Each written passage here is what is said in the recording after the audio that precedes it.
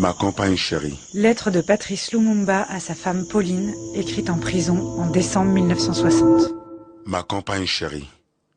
Je t'écris ces mots sans savoir s'ils te parviendront, quand ils te parviendront, et si je serai en vie lorsque tu les liras. Tout au long de ma lutte pour l'indépendance de mon pays, je n'ai jamais douté un seul instant du triomphe final de la cause sacrée à laquelle mes compagnons et moi avons consacré toute notre vie.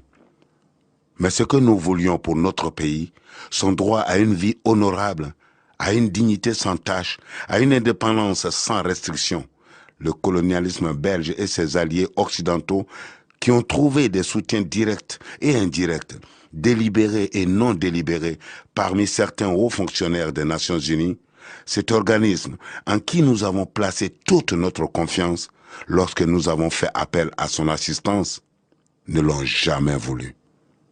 Ils ont corrompu certains de nos compatriotes. Ils ont contribué à déformer la vérité et à souiller notre indépendance. Que pourrais-je dire d'autre?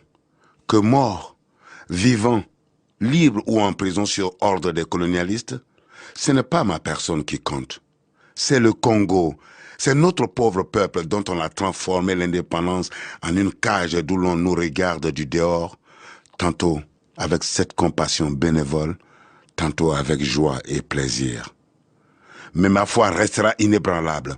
Je sais et je sens au fond de moi-même que tôt ou tard, mon peuple se débarrassera de tous ses ennemis intérieurs et extérieurs, qu'il se lèvera comme un seul homme pour dire non au capitalisme dégradant et honteux et pour reprendre sa dignité sous un soleil pur. Nous ne sommes pas seuls.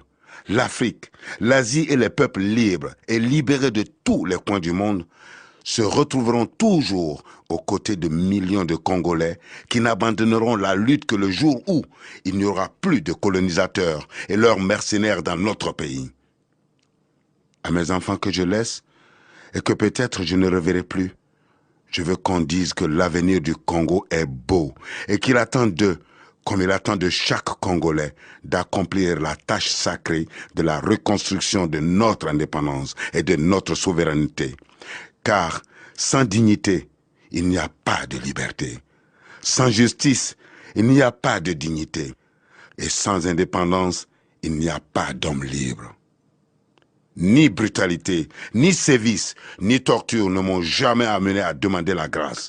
Car je préfère mourir la tête haute, la foi inébranlable et la confiance profonde dans la destinée de mon pays, plutôt que de vivre dans la soumission et le mépris des principes sacrés.